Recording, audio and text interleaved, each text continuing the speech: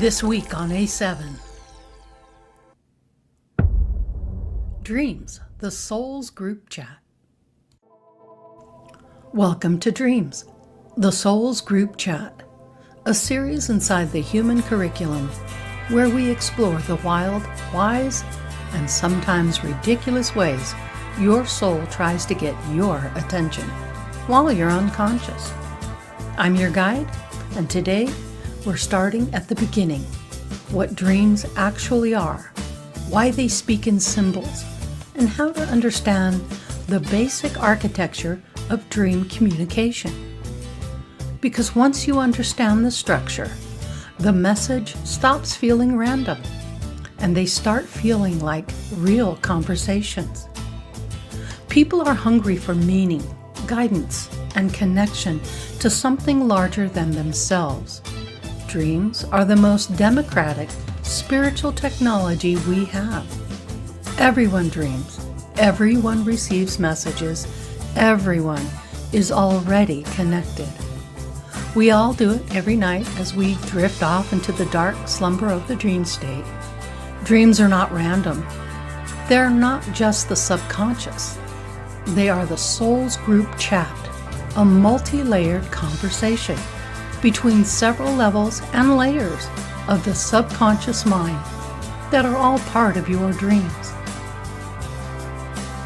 Dreams are the waking self and your higher self, your lineage, as well as your guides helping you to discover your future self. The archetypes of the collective universal field that you are plugged into each night as your body sleeps. Your consciousness is continually expanding and exploring consciousness. Dreams are daily lessons, a feedback loop, a subtle integration of the day's experiences. Dreams are spiritual mentorship, relational mirrors, and a soul-level progress report. There are many types of dreams. Some of them are clearing dreams, those old patterns leaving the system. Rehearsal dreams, which your psyche is preparing for new identity. Threshold dreams that bridge consciousness with the waking self. You have a revelation dream that have directed transmission from higher consciousness. Integration is the key and the dream state purpose. Tapping into this resource is essential for our ascension process. When we understand its message, we integrate the lessons. Tonight, we'll be discussing our dreams and how they are the mind's group chat. You are the ultimate authority as to what your dreams represent. And when you touch on the truth of them, a light bulb moment, you will feel switched on, and you recognize the message, and you see the truth of the transmission.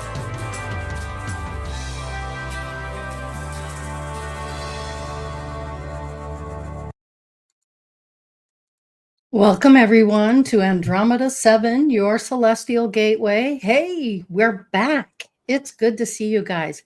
Hi everybody out there. How you doing? It's good to see you.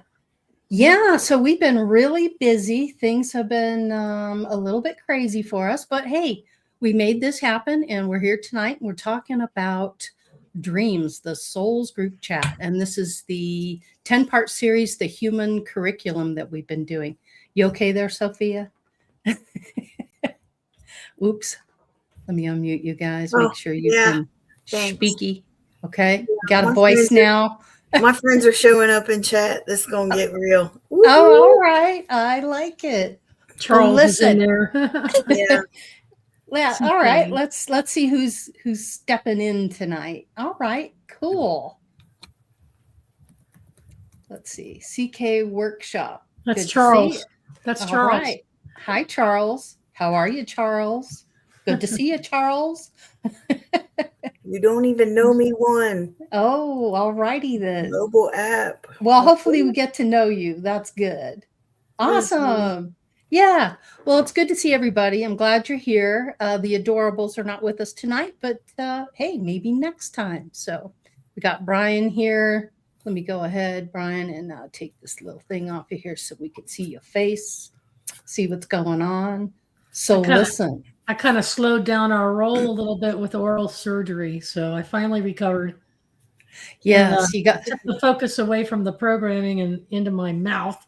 Yeah, But, you got a beautiful new smile. And all you folks were really good about sending good healing intentions, and so sorry for the delay, but we did miss you, but it was a good miss because a lot of good things have been happening, as you can see by that video. So we're really super psyched about our program tonight. Yeah, and it's good to see Sophia again. It's good to have Brian with us. So it's all good in the hood as far as I'm concerned. But we are here talking about dreams tonight, and it's common knowledge that sleep is good for your brain.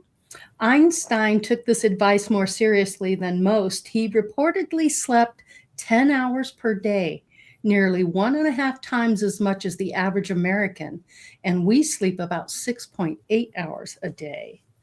So it's important to know that dreams are not a privilege for mystics. They're a biological, psychological, and spiritual function. And this episode is for those who wake up blank, and dreams are a nightly conversation maintaining system, a symbolic teacher, and a mirror of the psyche. And dreams aren't about recall. They're literally about communication. So if you're into a spiritual awakening, if you're not working with your dreams, you're kind of half there, because dreams are a huge part of what we do at night. And also, if you're connecting to spirit, like Sophia, you connect to spirit a lot. Brian, you connect. Theresa, I do. If you're not utilizing those skills in your dreams, you're not getting the feedback or any mentorship from your higher selves, your psyche, and all that comes with it. So I did want to talk a little bit about what dreams are not. So dreams are not random nonsense. They're not literal predictions, punishments, or warnings, or even tests that you can fail, or even messages from an external authority judging you, proof of instability or overthinking, something you must decode perfectly to benefit from. Even if a person never remembers a single dream in their psyche, it still uses the dream state to regulate emotions, integrate memory, rehearse possibilities, resolve conflicts, process identity shifts, release stress, and reorganize the self. So dreams don't need conscious participation to do their work. And that's a fact, Jack. So, so when we open the dreams to door, or we open the door to dreams, the psyche is speaking in a native language. It's a symbolic operating system, a nightly myth-making process, a rehearsal space for the self, a pressure relief valve, a creative intelligence, reorganizing your inner world. Dreams speak in metaphors because metaphor is the most efficient way to communicate complex truth. So your psyche wants to show you that you're overwhelmed. It won't say you're overwhelmed. It'll show you a tidal wave, or a crowded room, or a broken elevator, a suitcase that won't close. This is where natural symbolic fluency shines. So, and I know a lot of people are probably curious about, well, what does this dream mean? What does that dream mean? It's really important that you take the time and the energy to work on remembering your dreams, learning how to recoup that dream, to ponder it in the morning, to hold on to it, to keep a journal, to mark it down, and dissect the dream. And don't take anyone's interpretation of the dream. Literally get into deciphering those dreams and making sure that when you hit on something that really makes sense to you, that little light bulb moment goes off and you realize. And I can give you just a quick example of a dream that I had. And years ago, before I even got into spirituality or any of this, I was in a grocery store. I suddenly heard people yelling and screaming. And this guy came in and he had a gun and he made us sit up on the counter and he was threatening us with the gun. The next thing I know, he shot me in the arm and I started bleeding. And so I woke up out of this dream just shocked, like, what does this mean? I couldn't understand. I couldn't wrap my brain around it. So the next night, I had the same dream again, only this time I told myself before I went to bed that I would take control of the dream and I would not allow this person to do that. Also, prior to the second night, I realized that every aspect of my dream is something of me. It represents me. And so it's reflecting back to me. So this shady character that comes in with the gun, being controlling, telling everyone what's going to happen and how it's going to get done, that's an aspect of myself. Shooting myself in the arm, bleeding, the loss of energy, giving away my energy to others. There's so many layers to a dream that it's really important that you dive into it, find books, things online, whatever you can dive into that helps you realize what you're dreaming about. So the second night I dreamed the dream, it happens again. We're up on the counter. He's got us all in line. And I said, no, no, no, this is not going to happen. I jumped off the counter. I wrestled the gun out of his hand and I proceeded to empty the chamber. Boom, boom, boom, boom, right into him. And that was it of that. So when you get these metaphors and it's to jolt you, it's to get your psyche to go, look, you're giving away your energy, you're giving to others, you're bleeding, you're literally, your energy is being sucked away, and you're allowing this. So you need to stop giving your power to other people and stop the bleeding. And so that's just a quick kind of and something that's always stuck with me. And ever since then, I did my best to look into my dreams, figure out what they mean, talk to people, read books. Betty Bethard's is a good, self-starter book that gets you into the beginnings, the remedial aspects of it. And then as you get stronger and you can get more into deciphering your dreams, it's all really quite complicated. But if you just look at the dream as always an aspect of yourself, try to understand what it's trying to tell you. Mm-hmm. Sophia, I know you're into your dreams as well. Is there anything you could speak about on this? Is it anything that you've experienced? And what's your take on it? I feel when we dream, it allows us to interact with the collective unconscious. That we are, our spirit, if you will, is free to travel. But a lot of people are like, oh, how do I do that? Blah, blah, blah. Well, first of all, don't overthink it. It's that simple as the thoughts are things and energy follows thought. So if you have the same thought that you're going to remember something of your dream and you're going to engage with that part of your spiritual anatomy, it's the intention. It's the preparing to interact with it. So for instance, if you want to remember something, by purposely putting a piece of paper and a pen, next to your bed with the intention that a color, a shape, or a texture, one of the three. And then when you wake up, having that paper there and then color, shape, texture. And even if it's vague, you don't have to wake up and have a matrix dream, where you're dodging, it doesn't have to be that deep, especially if you haven't really remembered them to begin with. It's like warming up an exercise and setting an expectation. Working that psyche muscle. And like you were saying with the metaphors, that part of existence, if you will, because we're all a part of it. We all go to sleep. The more you exercise, the stronger and the more power that you'll have. See, I've never had a dream where I've fallen. I've always had dreams where I fly.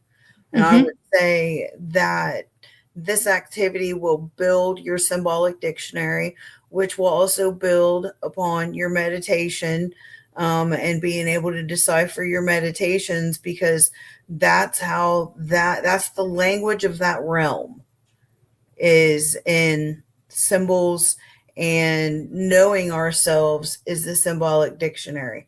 I could not begin to tell you how much money I've wasted on dream dictionaries, because the symbols are very personal to us. Our dreams aren't going to work with a dictionary that isn't going to make sense to us, because we're the ones that create it. Right. You're the ultimate authority of your dream. It's good practice, though, when you're first starting out.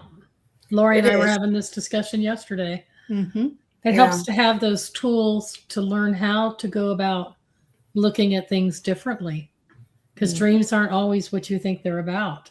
True. And so having these reference guides kind of helps nudge you along a new way or a new paradigm of looking at dreams. With the universal symbols, like the Red Cross and doves, where everybody's obvious of what it means, but I think there's different levels of understanding. So for instance, if someone was, you look in a dream dictionary or symbology, you'll see like a dog as a companion, or speaks about friendship and comfort, right? Well, that's not going to mean something to somebody who has been attacked by a dog, right?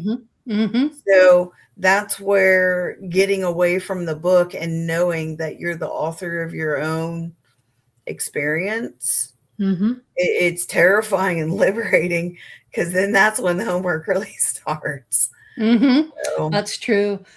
Morgan Snow has a comment here. What does it mean if you do not want to leave a dream?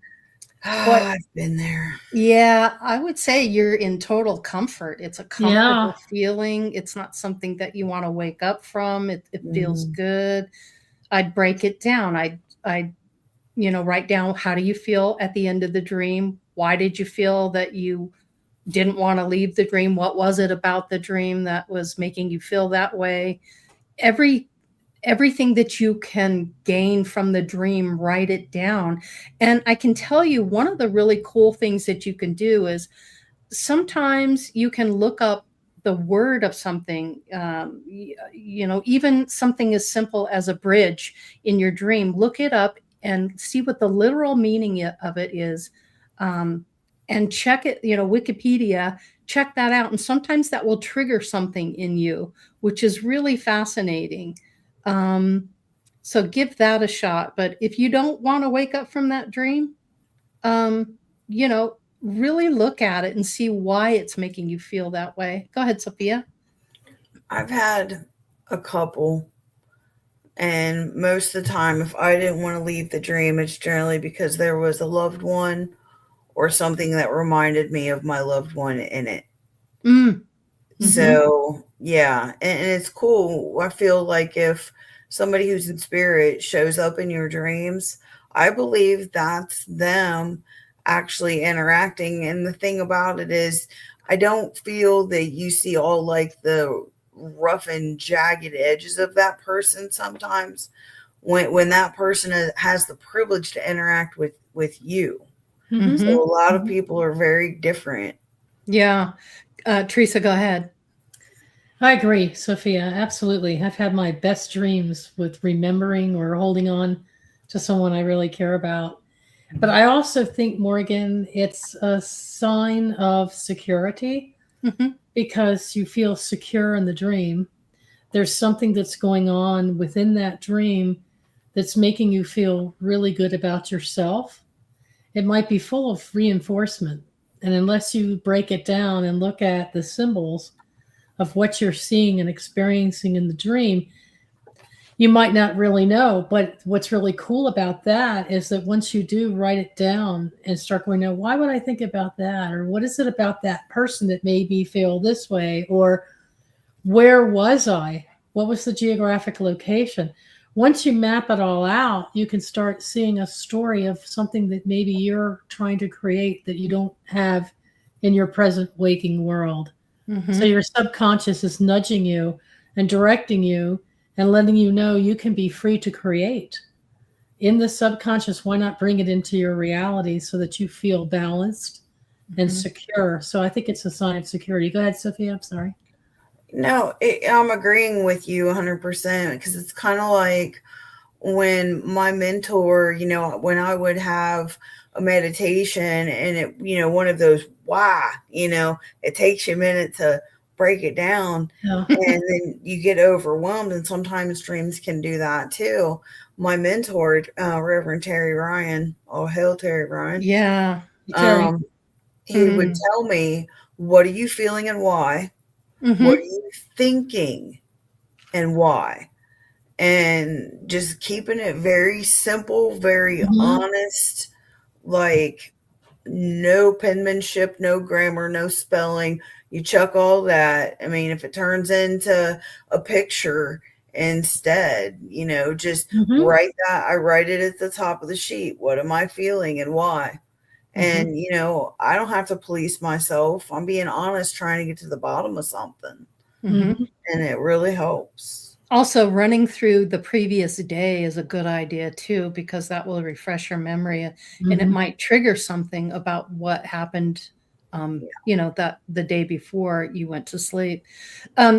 Sophia, you mentioned something that kind of triggered me in a good way. You mentioned that sometimes you see loved ones, and I believe that's very true. Shortly after my father's death, he came to me and he was probably in his, I want to say 35, 40-ish, kind of the prime, and he came to me in the dream and he just gave me a big hug. And I remember being hugged by my dad. And it was very profound because it felt more real than the dream state did. It was, and I think there's a difference between dreaming sometimes and literally having a loved one visit you in your dream state. And that's because you have no resistance. They can get to you that way. Sometimes they can't get to you in the waking state, especially if you're grieving, but they can come to you and they can let you know, hey, I'm fine. And what I got from them just out of a hug was, I'm happy, I'm healthy, and I'm whole, and everything is good. So now see, I had something that was kind of the reverse of that. Okay. It was shortly after my mom passed away. And I barely made it back to the state of Maryland in time to see her off as she was transitioning. And I was ridden, I didn't realize it at the time, but I had taken this job to get away from her and the house and start a new life. And there wasn't appropriate time for closure. It was unexpected. Okay. So I had a series of dreams that went on for over 2 months. Wow. And she would come into my dream and I would hear her raspy voice. Uh-oh. And she complained, was yelling at me, picking on me, sit up straight, poking holes in my very character. And I realized, and it took me a long time to realize, this dream is not about her being angry from the other side against me, because they don't. Yes. That's not my idea of heaven. They're not in that. I know my mom's not in hell because she was a good person. Because I believed in heaven and hell at the time, Yes, yes. In the traditional sense. But I have since let all that go. But what it was a wake-up call to my psyche, to my very soul, saying, hey, you're full of all this crap and you're carrying this load. Why are you feeling this way? And when I wrote it down, I'm like, oh my God, I'm feeling this way because I feel guilty. I feel guilty that I didn't do things the right way, or I'm feeling guilt and grief. And that was the aspect of your mom. And I was judging myself. You were reflecting that back and using that archetype. Your mother's archetype is what you use to wake you up. Hey. Yeah, but it snapped me right out of it. And I got, whoa. And I was able to move on more effectively with my life as a result of it. And I hadn't even discovered or awakened to a lot of my spirituality yet at the time. But and I didn't do dream analysis or know anything about it. But when you start having, and then the same thing happened with Dad. And it was always a negative event. And it was always an event that I caused. I caused the boat to sink. I caused the house to spring a leak. It was always something I did, and that was just my processing of my own attitude about things. So, How yeah. about you, Brian? Do you remember your dreams? Do you utilize the dreams? Yeah, I had a recurring dream for a while, and it was all about just getting out of the city and getting into the country and getting myself grounded. Because I was trapped in the city, they were hunting me down, I couldn't escape, and it was all about just needing to get away from the hustle and bustle of life and get out into the country. Self-imposed limitations on the self. Yeah. Yeah. Yep. One thing I realized when you said metaphors, and our dreams are basically subconscious. That's kind of programmed because you got to think the Bible, Jesus talks in metaphors. Look at all the metaphors we have for death. He kicked the bucket, pushing up daisies. Same way with drinking. So that's in our subconscious. So when we have these dreams and they start talking in metaphors, we're used to that because we use the metaphors to It's a symbolic intelligence for the psyche. Exactly. Because it can convey, emotion can convey so much more than just words. And that's why you get such rich, deep imagery in your dreams. Right. And I know I've had other dreams that I actually think my spirit was in another reality, and I was seeing what was going on in that reality because it was a dream that, someplace not here on earth, it's like, why am I having this dream? And I think that my spirit actually left and was in another reality, and I was actually visualizing in my dream. Yeah, you do leave your body every single night. We all have a small death every night. We leave our bodies. Don't you agree, Sophia? 100%. That's what they call it, the little death. You may or may not come back. Right. Interesting, Brian. So how did you deal with that? What was your interpretation of that dream? What did you think about that? How did that affect you when you woke up?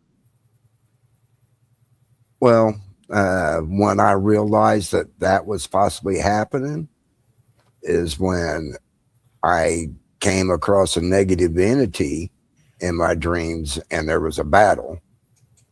And then the next night, it was the same entity, but brought another entity with it.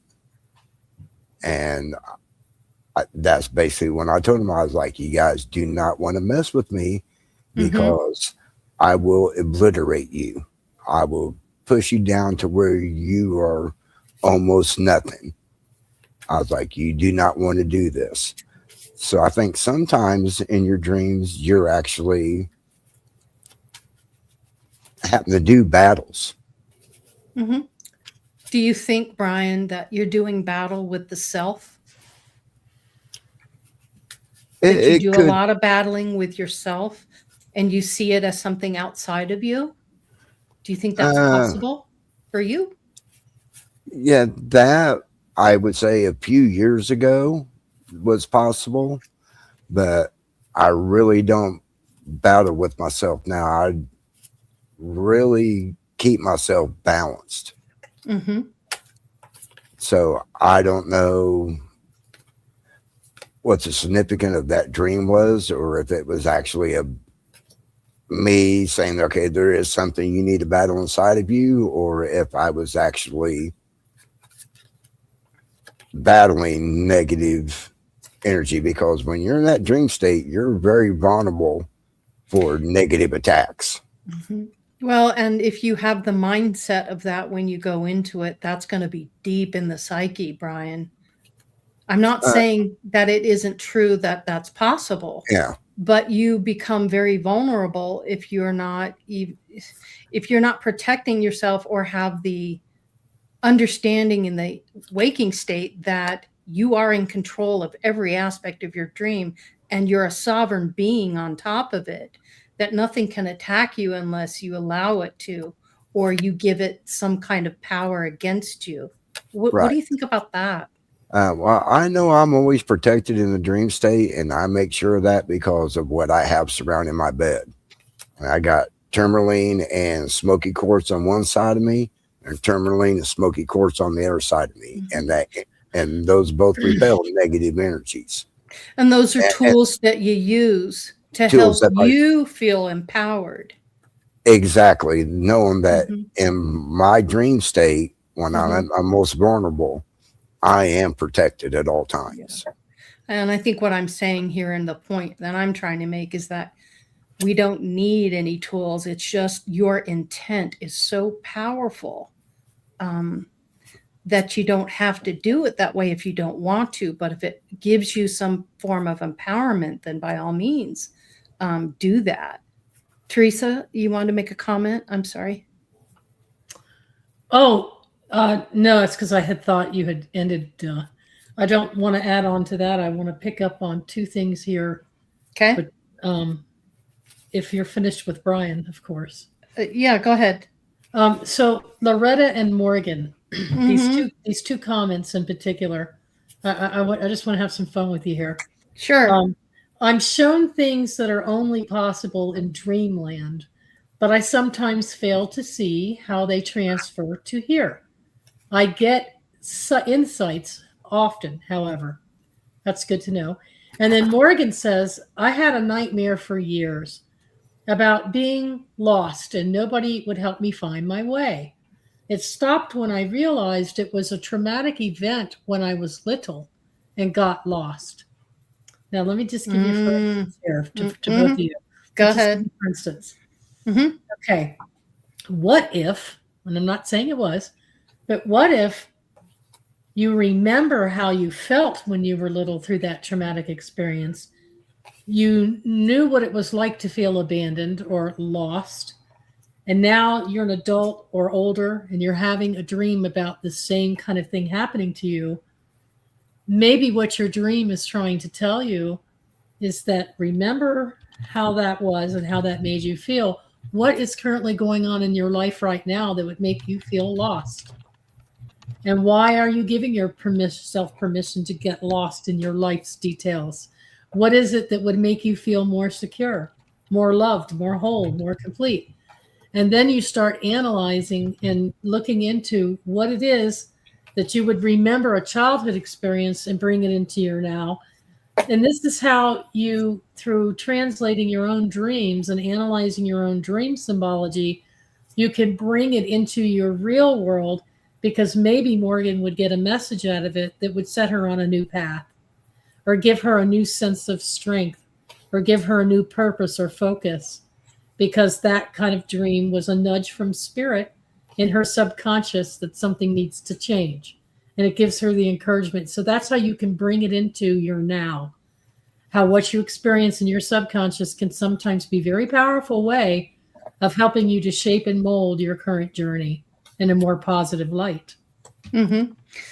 Brian, to your point, Charles says, I think we all are at different stages of development in our lives. And for some people, tools and crystals are appropriate for them. If it works, then it works. I totally agree with you on that. Right on. Yeah. Sophia?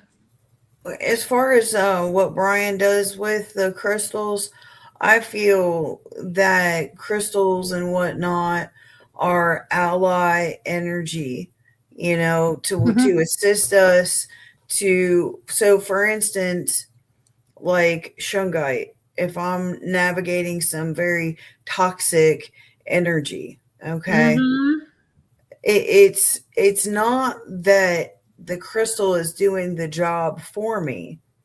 The crystal is holding, if my signature should slip for a moment, that's just covering my back until I can pull myself back to center.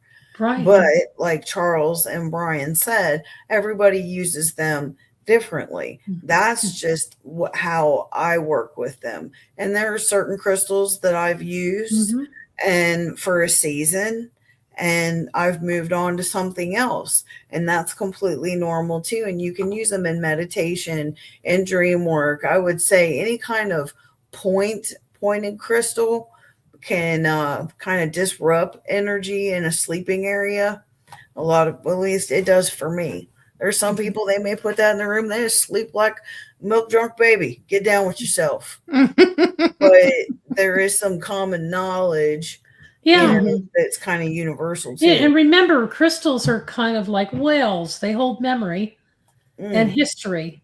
And once you bond with a certain type of crystal or a certain crystal, not just the type, but one you've used over and over, it gets to know you. It gets to know your energy. Right. And it combines and helps. And to me, crystals will boost my abilities. They give me the extra energy, the focus. They just help me to focus, just like a pendulum helps people focus when they have questions for spirit. And I recently just, this past week, put a piece of the black crystal in each tourmaline in each corner of the house, because I was doing something specific in that room. And I'm working with spirit more now. Laurie and I both are working with spirit. And there are certain crystals I'll bring into an encounter, into a situation, because they hold a certain energy pattern for the type of spirit that I think I might be working with. And sometimes it's to give me the extra security, feeling of comfort, to help boost my own energy so that I don't feel insecure or I don't feel unprotected. So I'm like you, Brian, and you're the one that taught me the use of the tourmaline for that purpose in the other house that I lived in. And I had it in every corner of the foundation of the house. And so it's okay to use these spiritual tools, whatever helps you hold on to your sense of truth and your need to be in control. If it helps you feel that you're in control, then by all means use it. But like Laurie says, if we get too far, go ahead, Laurie. Yeah, I just want to make a comment about that. So I've spent a lot of time speaking with spirit, higher selves, different people who have passed, and they all tell me the same thing. It's all about your intent. Intent is powerful. So remember to put the intent out there. Put the intent before you go to bed, that you want to work on a problem and you want to remember it. Just know how powerful you are as a sovereign being, as an individual, that you can have the power just in your knowledge and how you state something, and just pound that in there. But there's nothing wrong with using crystals. I don't impugn that in any way. Crystals are awesome. I have many crystals in my space. But I understand now from a different level and from speaking with spirit that the tool, the most amazing tool you can use is your intent. That's right. And that was my point.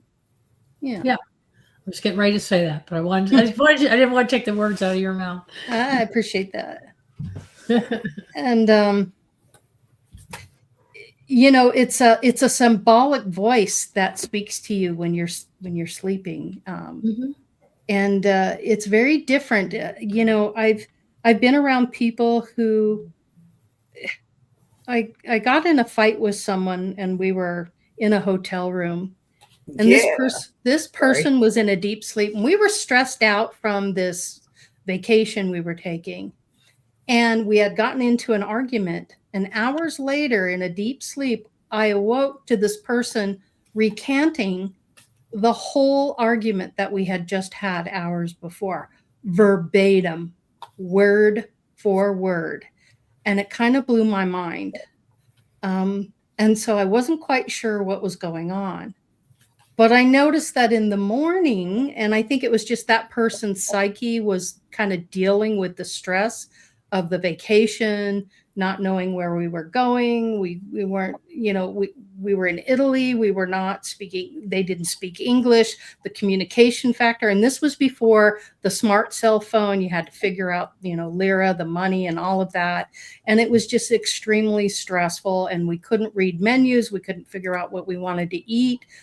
We were hungry, and it was just an interesting situation, but that just goes to show you how much the psyche is affected by the day-to-day interactions that you have with others, and how it comes out. It bleeds through at night, but was an incredible experience. You ever experience anything like that, Brian? No, I have not. Sophia, how about you? Anything in that nature? Have you have? I get when, okay, so birds of a feather flock together, right?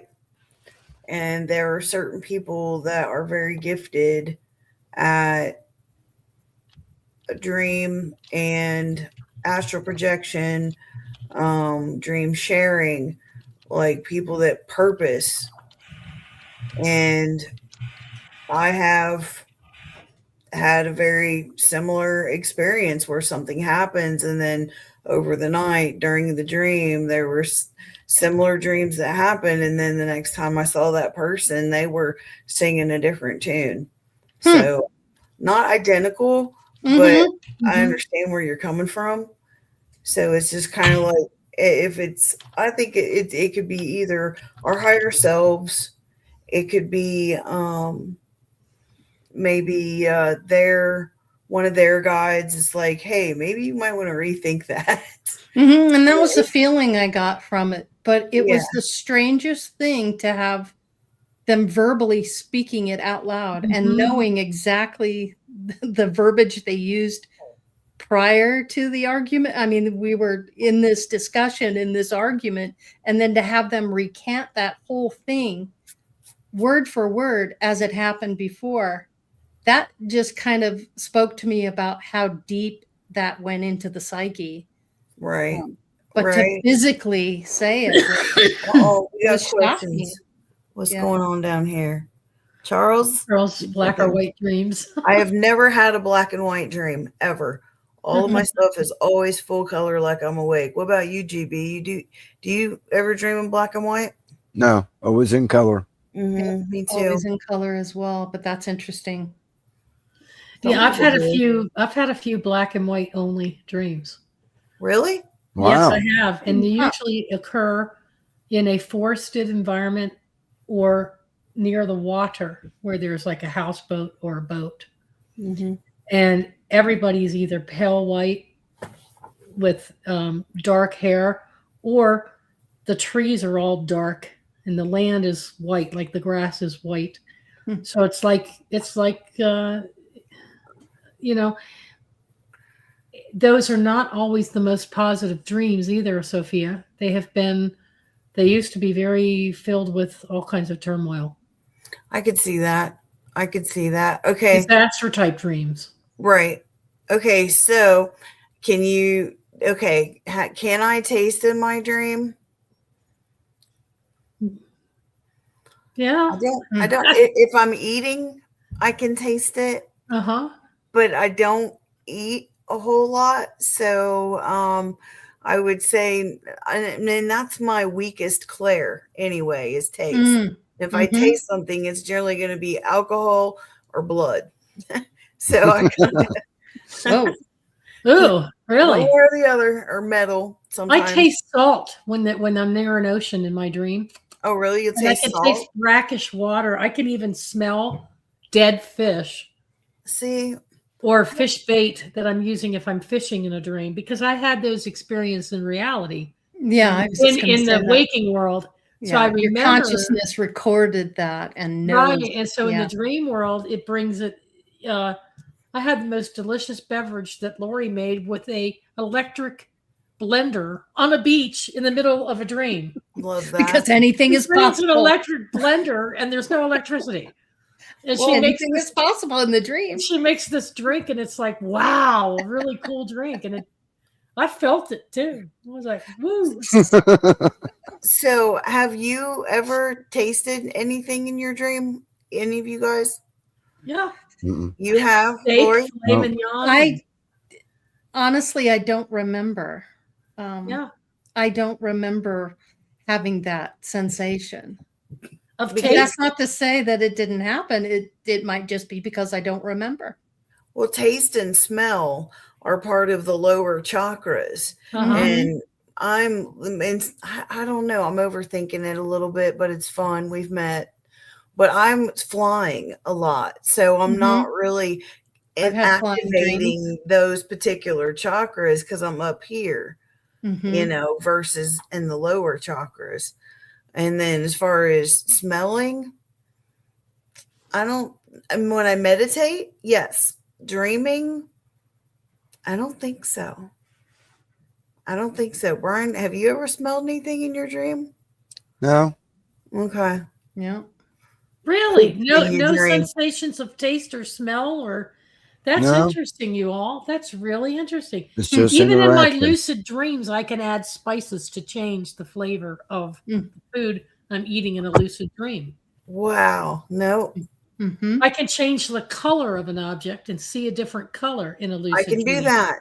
I can do that. I can take a hot rock that I'm boiling a lobster on or crabs on in a bowl, and I can actually burn myself and dream that I burned my hand. And I can feel the pain. And I have awakened from a dream with a mark. Oh shit, Freddy Krueger, here we go. Yeah. All right. Well, I don't know about Freddy Krueger, but I'm Well, just saying. bringing it back through in from a dream. Yep. That's what my reference was. How Yeah. about What this was one? that? Do you feel hot or cold in your dreams? I can. No. Not very often. I would say no. Not had that a I can. dream. Not that I can recall. I had a disaster dream where we were all having to huddle up in a cave because the world was exploding around us and we were so Oh cold. shit. I had to wear a parka and they couldn't get me warm enough. And so they were throwing their coats on top of me to get me warmer. And then I could feel the warmth. Now, Mhm. do I have those experiences in Oh, real life? Charles. Yes, I do. So I think that if you do experience those things in your dreams, that's part of your memory of this life here in the 3D illusion. Why do And you think that your psyche can recall that? What do you think the benefit is of that, or is there a benefit of it? Pleasure. Well, to me, yeah, there's a benefit of knowing how to take care of yourself and going in and knowing that you're secure and that you're safe. Because you have the ability to do that. You did it in the waking world when you took the hot spices out of a food that made you sneeze or made you too sick. But in the dream, if it happens, it means you're taking control of your life. To me, it's symbolic of showing that you are in control and that you're just as capable of feeling in the subconscious as you are in the conscious. So why not bring it with you, those new feelings, to change your situation? Yeah, Loretta Enigma. Often, if I dream of stepping off a sidewalk, I overstep and my leg jerks in my sleep. Yeah, I think that's just that connection with the body. And sometimes it doesn't shut off completely, so you can jerk in your sleep, or that's happened to me before, where I wake. I'm not awake, but I'm sleeping, but my body jerks. You're right in the edge. It's like of what's the word I'm looking for?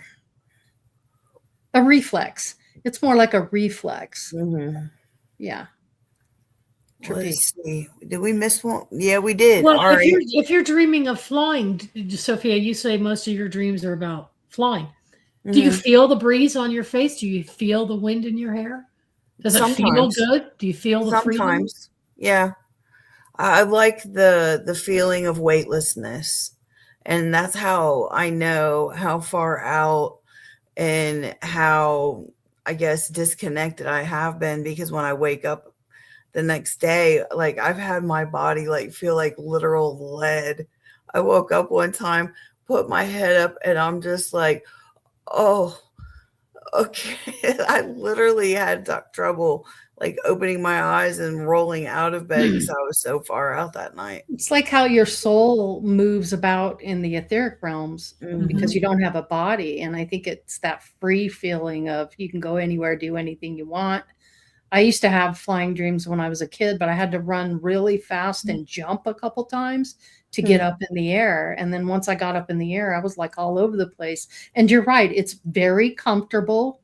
It feels natural in a sense, and it's enjoyable. And it's like, I want to do it all the time. If I could do that. And look, I would, and I do. One other thing here, Charles, it's possible that there's a reason for not being fully unplugged from the physicality. You don't have to be physically unplugged to have a spiritual experience in your dreaming world. In fact, it might be using your ancestral guides and other spirits and your soul, higher self might be using your experiences because that's what we're here for. We're here to experience. They might be using those sensations in the subconscious as well to get your attention as a symbolic representation of cleansing your life. I had a dream that I was being murdered, and I woke, and in my dream, I took control of the situation, and I was able to turn things around in that dream, which showed me an aspect of myself. Old aspects I was killing off all.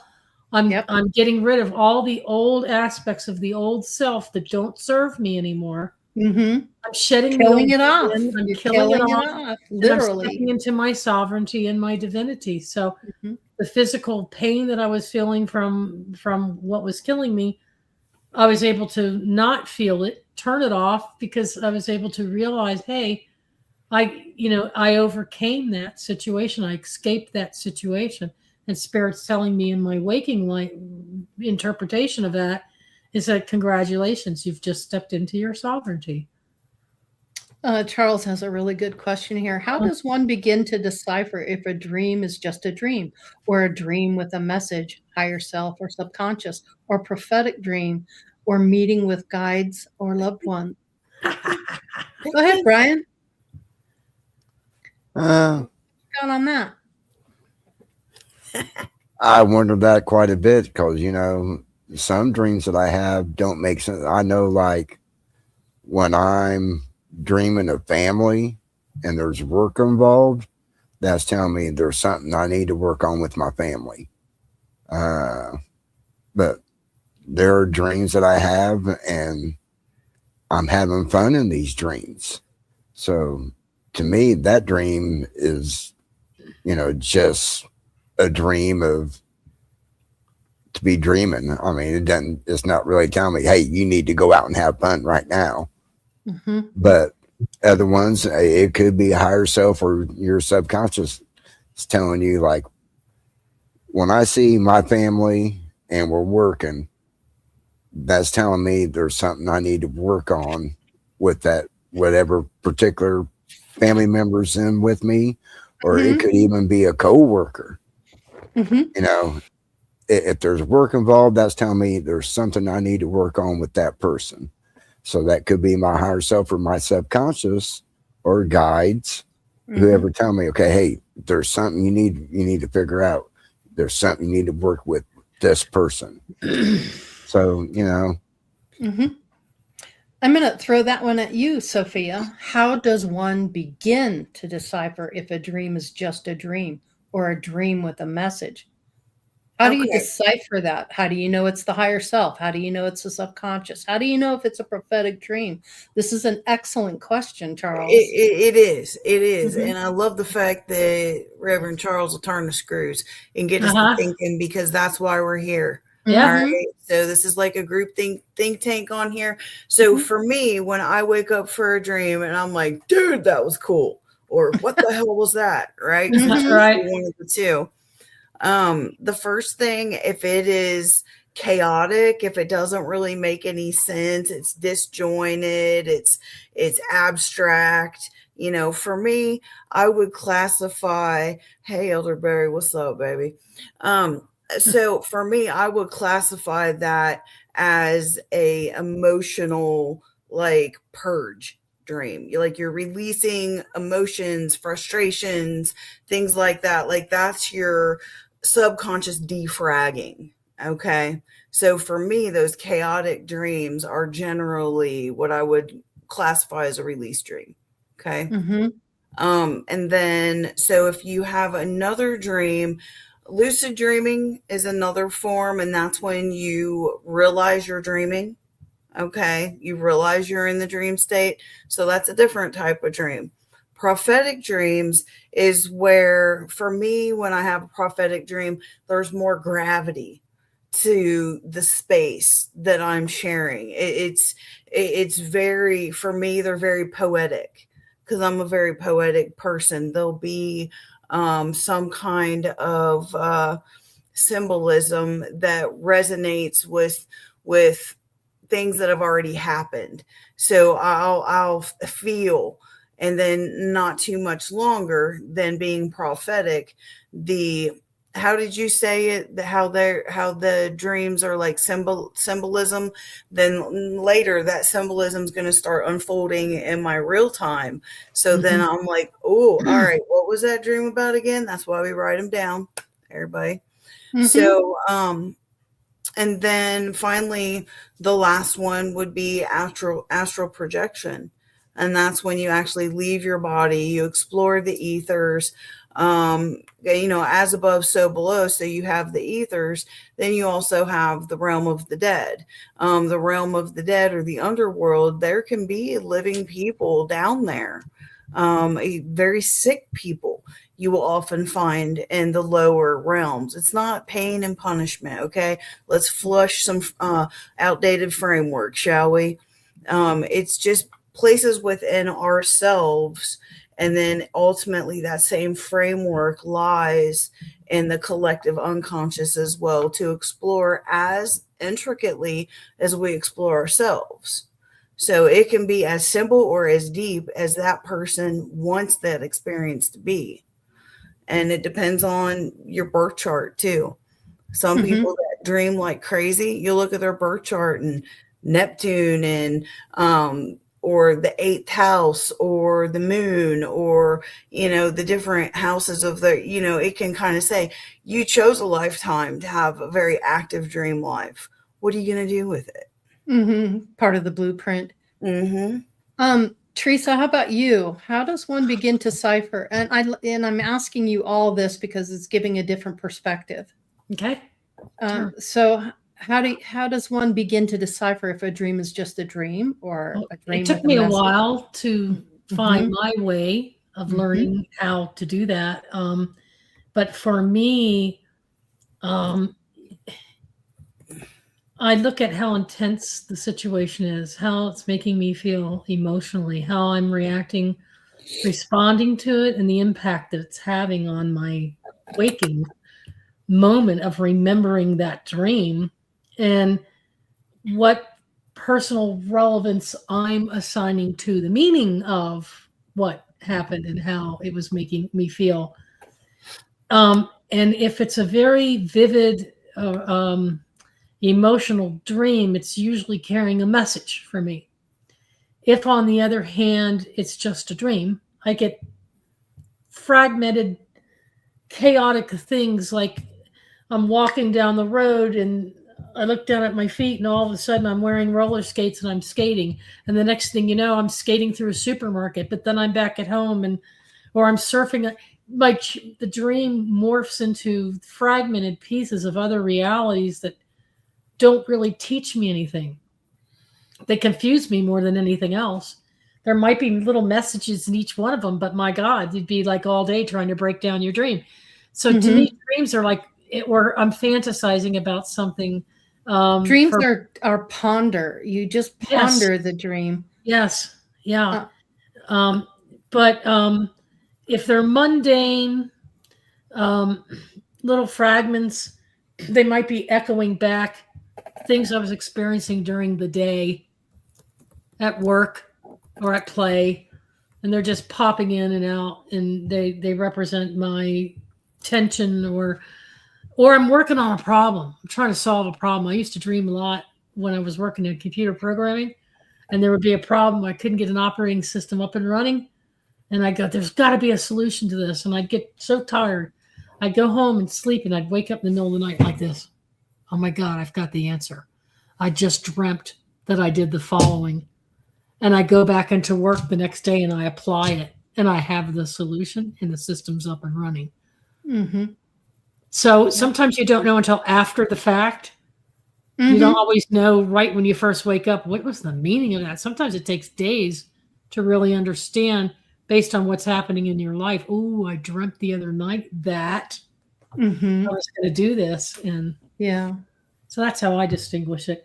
Prophetic for me, by the way, Mm-hmm. I've shown something Mm-hmm. about someone or something, and they might be people I know or don't know, like the school teacher that was being harmed, or Mm-hmm. the child that was missing, and I helped find them.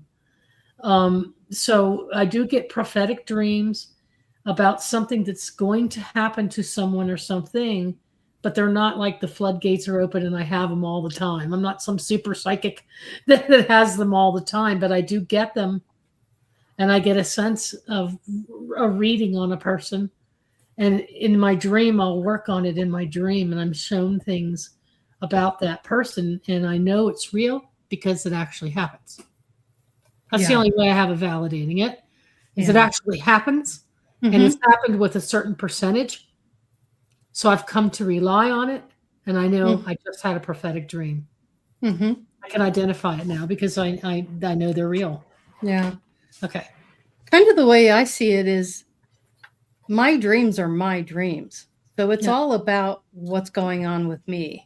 And I can tell if it's a higher self, or if it's an important message, or if it's something that feels a little bit more wiser, or something that's trying to get my attention. But they're Mhm. my dreams. So it's going to be my interpretation. It's Yep. going to be me understanding if it is prophetic, if it isn't. I like what you said about having a prophetic dream and having it actually happen.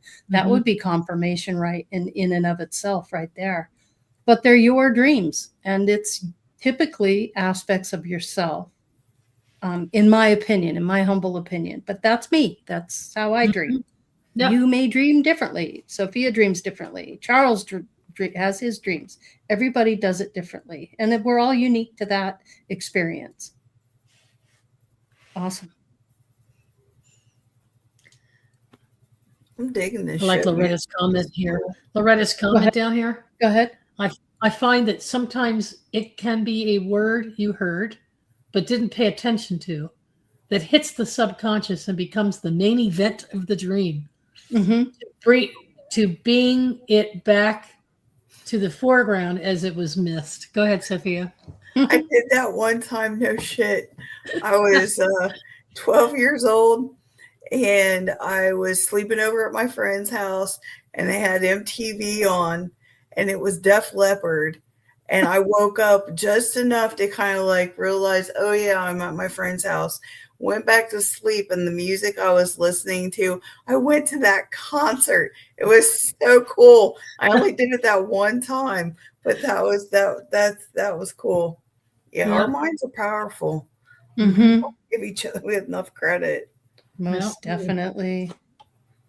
Brian, do you have a dream that really stuck out at you, that just really got under your skin, that kind of made you wonder what was really going on, and it affected you throughout the day? Do you ever remember anything like that? No, I really don't. I mean, I know I woke up and kind of remember what I was dreaming about and went back, but as far as it coming through and sticking through me for the day,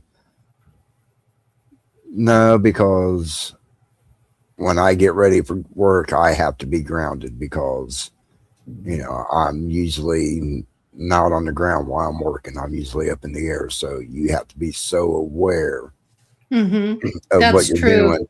So That's true. I kind of shut a lot of that off as soon as I get up.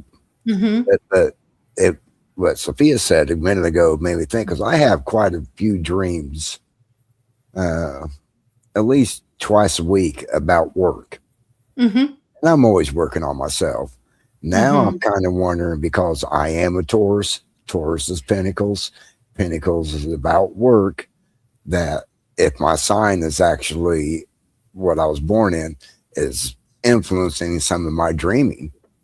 I believe it's dreaming about working all the time. That makes sense to me. Yeah, absolutely. It affects it. Because I work on myself every day. You know, there's always something I'm doing to help myself evolve. So I'm always working on myself. So like I said, when it has family, friends, something like that, that means there's something I need to work with them. But when I'm just working to be working, like I said, I know I work on myself all the time. So I know it's not that. So it could be the astrological thing, me being a Taurus connected to Pentacles. Pentacles are about work. That it just, my sign, I just have those dreams about work. Cool. Yeah. Do you ever have a dream and then you totally lose it in the morning, but later in the day it just kind of pops in and out, it phases in and out, and you're like, whoa, and you remember it? Yeah. No, like I said, you know, usually I'm up on a roof, so Right. I mean, Yeah. you got to stay focused, because Yeah, you can't fall off the roof. I've fallen a couple times, and luckily it's only been one stories, and it hurt. Yeah. You know, but a 2-story roof, something like that, you fall. Yeah. You're going to hurt yourself. My age, it's going to be a long time for me to recover from that. Very true. Theresa, go ahead. What kind of dreams would you say Barry is experiencing here? But he's bringing things into his reality. They're actually happening. To me, that's like a prophetic dream or solving a problem. Yeah. He says he traveled across town and physically moved a hose in the pond. They were draining it, and somehow I ended up there helping. Okay, so he dreamt about something that was going to come up, and he ended up there doing exactly what he dreamt about. During the dream, I watched everything, and my cousins confirmed the whole dream as I was there. Wow. That is prophetic. Yeah. That's what I mean by a prophetic dream, Barry. That's awesome. There you go. Yeah. Fascinating. Was he actually dreaming, or was he? He dreamt it all before it ever happened, and then the next day he was doing stuff. Yeah. And as he was there, they were enacting what he was actually dreamt the night before. Wonder if he was remote viewing while he was sleeping. Remote viewing a future event. Yeah, while you're sleeping. Yeah. Yeah. Could be. Fascinating. Could be Well, Sophia, you going to pull some cards for us? Yeah, I can do that. See, I wanted to do something a little different. Okay. Generally, I'll use the tarot deck. Okay. But this time, Spirit's like, nah. How did you start reading? I started reading with a regular deck of playing cards, but not like everybody, you know, because you have the Lenormand approach where the certain card resonates with a certain symbol. What I basically did was my love for numerology. So the aces and whatnot. So kind of like we've talked before, we've got a lot of elemental stuff. So swords would be air. Okay, which is come on, Soph. It's been a long day. Which is spades. Okay, so spades is swords, clubs is wands, okay, hearts is cups, and diamonds is pentacles. Follow me? So what exactly That's all right. Whoa, we had one pop out. What we got going on here? Whoa, shit, the 5 of Swords. We don't like that card. Next. Try again. I rebuke that thing. The 5 of Swords. Okay, let's break that down, shall we? So 5s are somewhat sensitive. They're not super balanced. It's a projective number. So that would give it, I guess, a masculine property, if you will. It goes forward. The energy with it. 5s, there's a lot about change. There's a lot about sensitivity. The 5 senses, freedom is a really good keyword for a 5. So the Five of Swords and the tarot, it comes out as a challenge card, kind of like somebody won, somebody lost, defeat, sometimes deception. But for me, with all hail Sharon Kenton, she required me to look at both sides of the card and not just to sit in my default. So the Five of Swords can also mean a change. There's the five. And then the sword, which is energy of the east, which is thought and intention. So not diving into, I get this card means this every time kind of shit. Let's stretch a little bit, shall we? So this is basically saying the freedom of our thoughts. And with the freedom of the thoughts, knowing that can be a delicate and unstable kind of experience sometimes. Mm-hmm. So knowledge is power. All right, Spirit, what's next? Let's ask a question. That one just said hello, and we dealt with it. Any questions? Easy on the Milky Way Soul Tribe. What's up, buddy? Scotty Boy needs to roll his butt up in here. Sleeping through Winnie the Pooh having self. What kind of a question do we want to put out there? No politics. I don't Right. bullshit. I got Let's stick with the theme about dreaming. Okay. What can the cards kind of tell us about dreaming? All right. Let us ask the cards. Mm-hmm. What? Sorry, dudes. All right, let's try that again. Ribbit. Yeah. Whoa, there we go. Aw, love you, Spirit. Okay, so this would be the Two of Cups. Mm-hmm. Okay, so dreaming is very energy of the West. Okay, very psychic, back of the mind, unconscious, subconscious type energy. A number of the High Priestess is connected to the unconscious and the pursuing of knowledge and very watery type connection. So your dreams can really choose about cooperation and trust and balance would be another good word for the two. But as far as the hearts and the cups, it's like having balance and cooperation, not only within ourselves and in an emotional, which is what cups is, way, but our dreams, if we use them in a, I guess, healthy fashion, they can really help us discover who we are and the inner workings of the connections within ourselves. Yeah. Yep. That was all. Curtsy. Thank you. Welcome. Thank you very much. Let's see. We got more questions. How many people we got in the chat right now? That's a good crew. Mm-hmm. Dig it. Anybody have a dream that sticks out for them? Maybe. The pain question, Laurie. Okay. Did you see that? Charles threw that out there. Yes, he did. He said, "What if do we feel pain? Do we feel pain?" Yeah. Yes. You do, Theresa? Okay. Yeah, you can. I would say yeah. In fact, I've heard people wake up from dreams and have heart attacks because their dream was so vivid and they felt the pain so much. People wake up and have problems, physical pain, emotional pain. Okay, so I've never felt pain, but one time in my sleep. It was I guess somewhat of an encrypted prophetic dream. But in this dream, I was being my prankster. Imagine that, having self. And I was walking around the neighborhood with one of my friends. I was probably about 11. And we'd walk around at night when it was quiet, when you're supposed to be in the house. Go figure.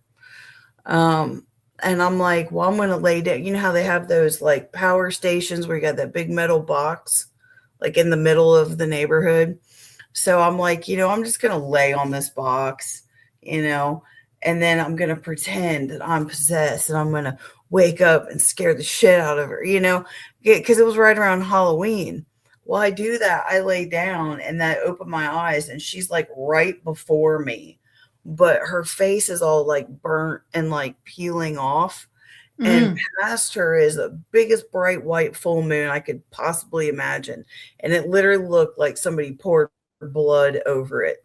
And she grabbed me up by the neck, lifted me up, and she says, "Do you want to see what hell looks like?" And threw me through the frickin' ground.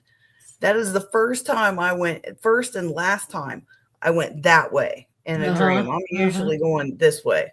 But when I woke up, it's like I could almost feel myself going through the layers, kind of like layers of skin. I felt myself going through the layers. And then fast forward, her life became very, very, very, very hard. Both of our lives did. We were not fortunate teenagers or young adults. But when it said, "Do you want to see what hell looks like?" she lived the hell that I dodged, literally. And I guess that was Spirit's way of saying, be grateful and pray for those that are struggling. But yeah, it's the only time I've had a dream painful. So Loretta, Laurie, with all the dreams you've had, you've never felt pain? You've never felt pleasure? Emotional. I feel it emotionally. Yeah. I would say yes. Okay, but you've never felt your shoulder hurt or your leg hurt in a dream? If physically I'm feeling something in my physical, it can bleed through into my dream state. Yeah. Yes. Okay. I Yeah. thought so. I woke up in pain, but I think that was more of me getting into such a deep sleep that I did not move. I laid in the same position for hours, which caused the pain heavy to matter. Exactly. when you wake up. Sometimes when I wake up, I feel really light and energetic, and other times my body feels heavier than it did all day long walking around in the physical. It just felt heavy. And I think it's just when you get in those deep, deep REM sleeps and you're so disconnected from the body that when you come back into the body, it feels heavy because you've been out there all night long doing your thing, and then you got to come back into the body. And sometimes that's difficult. But Sophia, Loretta's got a question. I keep getting there you go. I keep getting some kind of download of info in my dreams about how things work. This realm, for instance, and it's by some higher level entity. What can the cards tell me about that? Is it by some higher level of entity? What do you think about that? Well, it's interesting because the card we talked about a little bit ago came back out. That would be the Five of Swords. Ooh. So I'm rereading the question. That way, when I get wound up, it's in the right ballpark.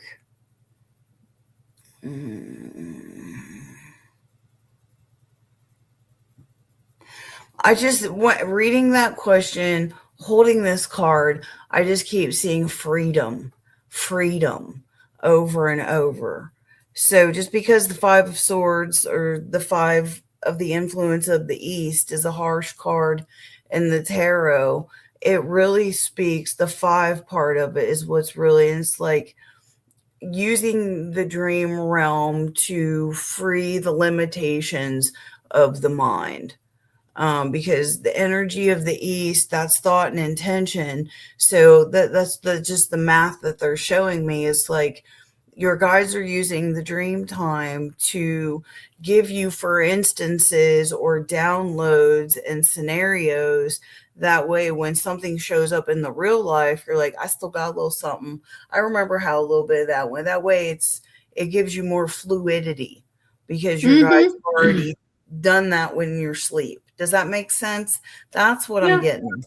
It makes sense. And I also think it's part of the ascension Agreed. process that she's going through because she's got if we all remember, we're surrounded by ancestors and masters and teachers, and they haven't really left existence. They never not exist. They always exist in whatever realm they're in. And they're bringing us information in our subconscious that we need to know to help wake us up.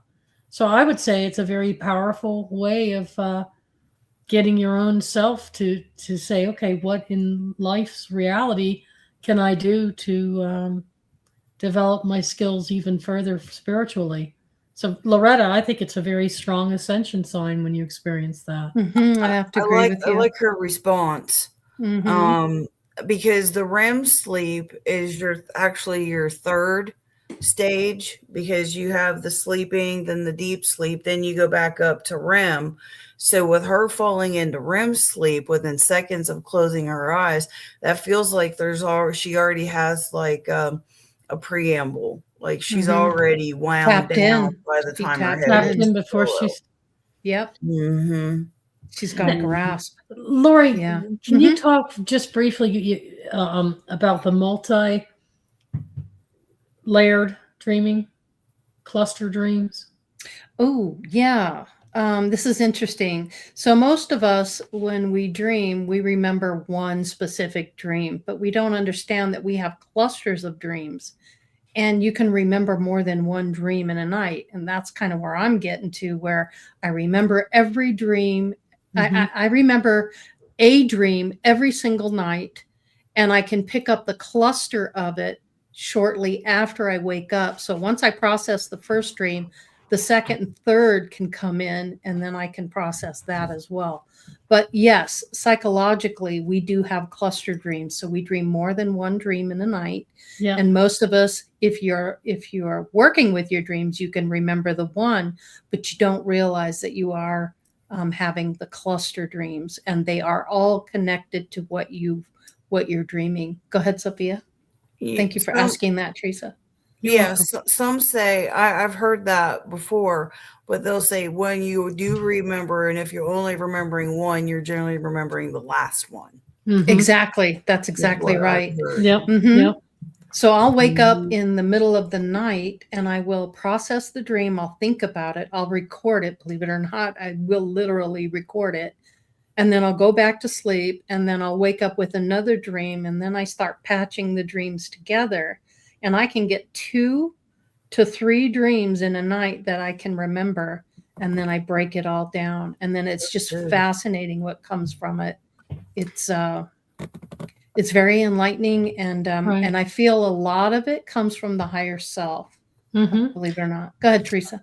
Okay, so I tapped into some of my guides this afternoon. I said, "What can you tell me?" Yeah, nice. Especially Josh, the new one, who's acting like a gatekeeper for the community. Excellent. And I said, "What can you have me share about this multi-layered dreaming that we're both having? You more so than me, but I'm having some too." And so I wanted to get their understanding, and I jotted down from this transmission. They are functioning as a mirror to your inner self, and they're highlighting for you what needs the most attention in your life. Like any unresolved fears that you might be having, or relationships requiring gifts you haven't really tapped into that you could be sharing more, or some type of healing. So it's a profound self-understanding. Also, access to your higher guidance. These dreams are transmissions you are receiving, both of you, from your soul, your other spirit guides, and tapping into your own divinity. We talked it's about your that. Team. We talked about that, right? Yep. But you're also tapping into versions of your higher self. Everybody thinks, well, there's this oversoul, and there's only one higher version of. No, it's many different versions of lifetimes that you're living in multiple realities, if you happen to believe in this concept, that everything is happening everywhere all at once. So you're having all these different experiences, and that's being transmitted back to you in your subconscious dreaming, providing you with the wisdom and direction for your own life's purpose. So you're really coaching yourself through other aspects of yourself, and experiences you're having in different dimensions are coming into your existence now and helping to guide and direct you on your path. I subscribe to that. Yes, I know. And these dreams are helping you guys process not just your personal emotions, but also collective and ancestral energies. That's true. Allowing you to act as a bridge for your own healing, or even for others if you're reading like Sophia for others. If she has anything that she brings in from her dream experiences, I don't know. Realization of nature. Josh says these dreams are revealing your illusionary life, which I looked up. What is that known in spirituality? It's the Maya. The Maya. Yeah. Nature of the material world, encouraging the understanding that consciousness creates reality. So if you want to change your reality, you bring the things that you're learning about yourself from the subconscious into your reality to help you make the changes. So you're your own guide, your own director in a way. And lastly, Viola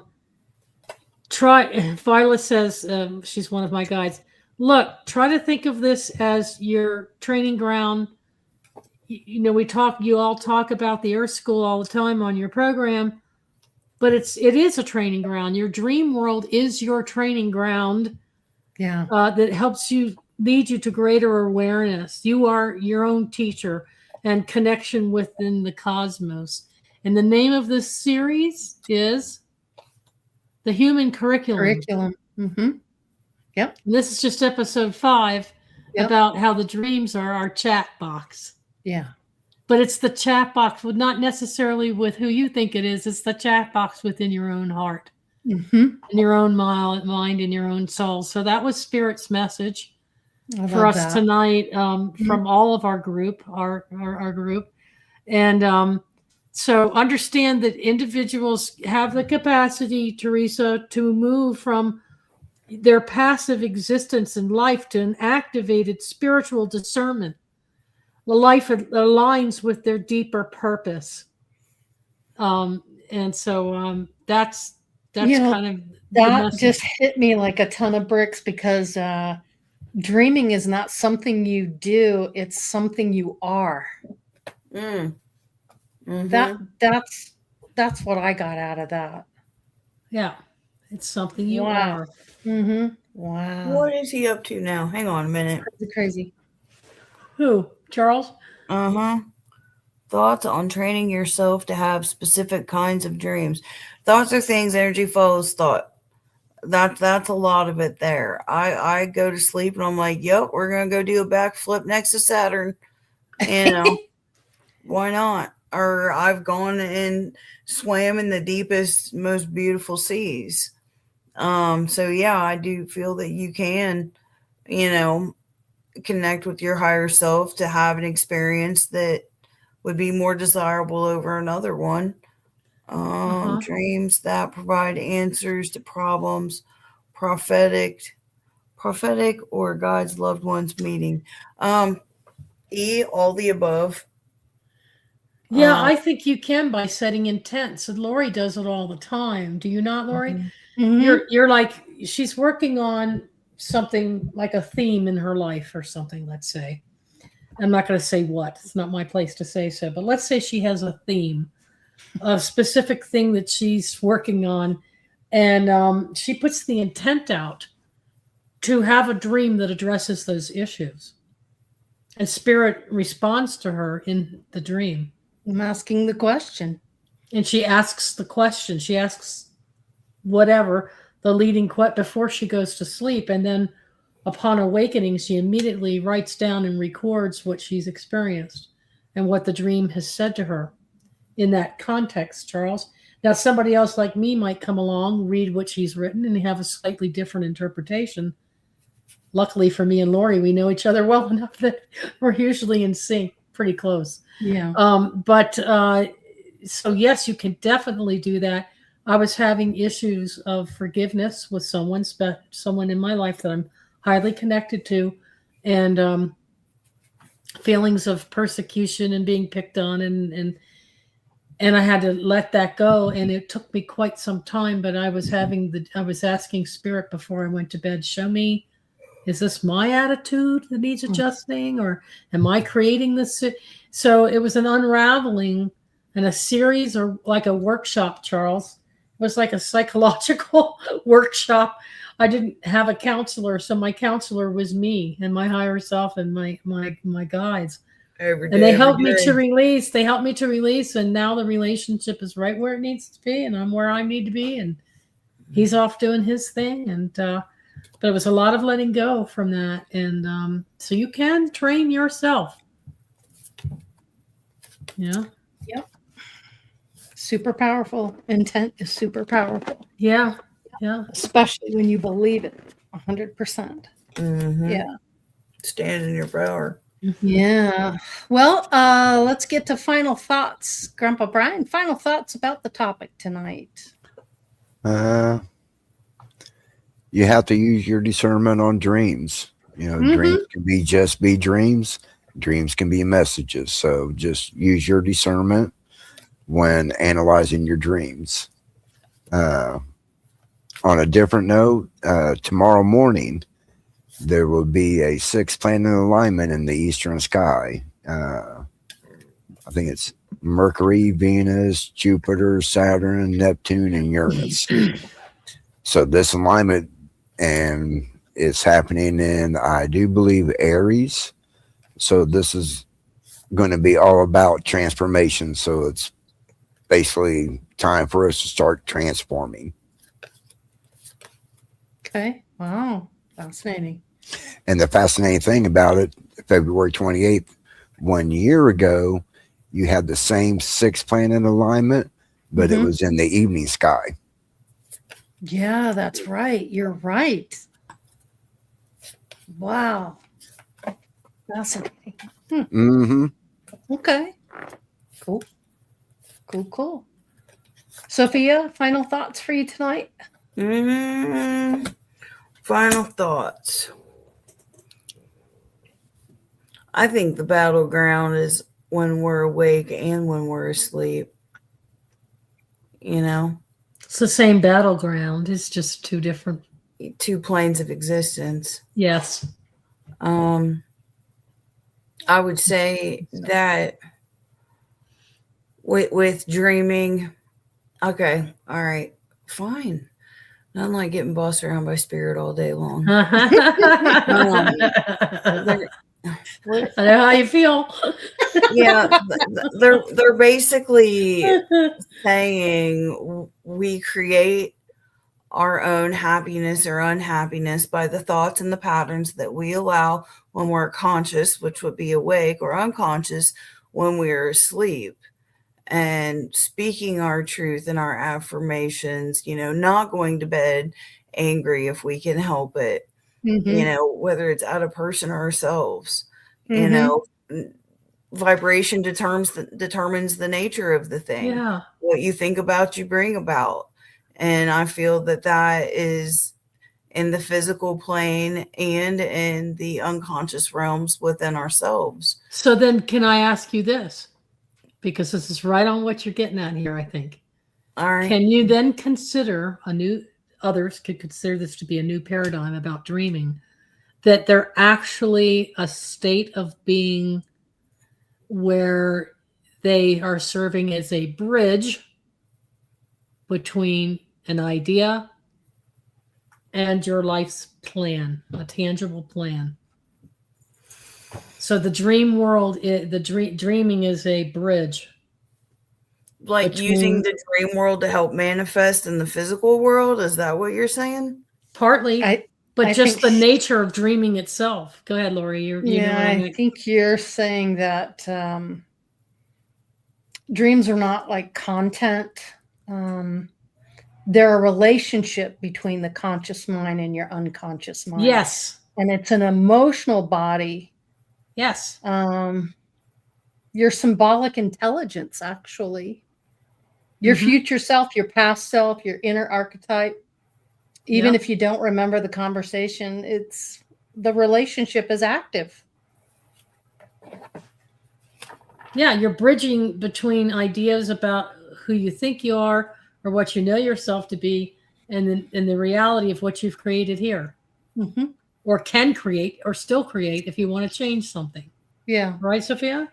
If you're still alive, you can change whatever you want. right. You certainly can. I Well, mean, your soul exists whether you have a human body or not. That's true. well, having a physical body, you can develop and work on things at a faster pace than you can without one, which is part of the reason why I feel that we choose to have a spiritual experience in a physical body, Mm-hmm. because there's things that we can accomplish in this situation versus Mm-hmm. not having one. So Yeah, true. I Yeah. take full advantage of it. Do you dream when you're dead? Well, you're all mental. Mhm. Dreams are all mental. Mhm. Yeah. And basically when you're dead, it's everything's mental all the time. There's no physicality to return to. Mhm. There's no body to mind anymore, Mhm. Just or the pure privilege to consciousness. operate. Yep. So your dreams are actually reflections of your own mind, Absolutely. Mm-hmm. and they represent your desires. Mm-hmm. A reflection of the self. Mhm. Mhm. Yeah. And for me and Laurie here lately, they're oftentimes affirmations of who we have grown into and have evolved into. Mm-hmm. But I love the fact that we touched on all forms of dreams, because not only can they be used to Yep. continue our self-development while we're asleep per se, Mm-hmm. it's also an opportunity to have that conversation with our guide Right. or our loved one, if we have that privilege, which escapes far too many, or we Mm-hmm. have it and we don't remember it, but for some reason we wake up feeling comforted. Okay, Mm-hmm. just because Mhm. you don't think you haven't visited with your family doesn't mean it hasn't happened. You're just Right. not recalling it. I think dreams are pure consciousness. You're I do just too. tapped into your pure consciousness, the purest part of yourself, Mhm. and you're not in the body. So it's all about consciousness anyway. An unfoldment. Yeah. Yeah. Loretta, you're a trip, Loretta. Heck yeah, she is. I love that lady. She's a Uh-huh. trip. She's a trip. Oh no, that's after the show, girlfriend. Yeah, after the show. That's too After funny. the show. All right, you guys. All Thanks right. for popping in, stopping by. Thanks for chatting with us. Thank you, Sophia. Thank you, Grandpa Brian. Thank you, Theresa. Thank Yep. you to the audience. Thank you for those in chat. We really appreciate it. Hope you have a wonderful weekend, and dream big, okay? And catch And- Brian and Lucky's program. Oh, that's tomorrow right. night. Yes. Go ahead, Brian. Go ahead and let us know what you're doing tomorrow night on Lucky's show. Tomorrow night we'll be discussing decoding or deprogramming the subconscious, healing, and integrating programs. Ooh, big topic. All Mhm. right. Should be fun. Great. Excellent. And you, Sophia? Thank you, Brian. Tomorrow is the first psychic fair that I'm participating in. This is a new one. Oh, hey, what time tomorrow, GB? Loretta's asking. 8 p.m. Eastern on Lucky Stone 888. Sweet. Got it. Tomorrow is the inaugural psychic fair at All Souls Unitarian Church in Indianapolis. It's from 11 to Cool. or no 10 to 5. It's a new one. But that'll be tomorrow, so that'll be fun. 10 to 5. So if you guys are in the Indy area, I'll be giving readings there, and then Okay. I'll be at the shop on Sunday, then the Muggle Hustle on Monday. I'll be at Mogul camp next weekend. hustle. Let me tell you, this used to be sign language. This used to be sign language for husband. This is now sign language Husband, for yeah, husband. I love that dude. What's it now? It's there are degrees. Yes, there are degrees. So yeah, Laurie. muggle hustle. 11 years later, it's still doing something for me. Oh, that's good. That's Awesome. good. Ugh. Good. So other than that, good to see Yep. everybody. Life is good. Yeah. Yes. Yeah, it is good to see everyone. Yeah. All right, you guys. Well, enjoy the week. Remember your dreams, jot them down. Yep. Dream big and be in love, be in joy, everybody. And just, treat people the way you want to be treated. Just have love in your heart for yourself and for others. Okay. It's All really right. that simple. That All right. is truth. That Peace is out, truth. everyone. We'll see you next time. Later. Many Bye-bye. blessings to everyone. Bye bye.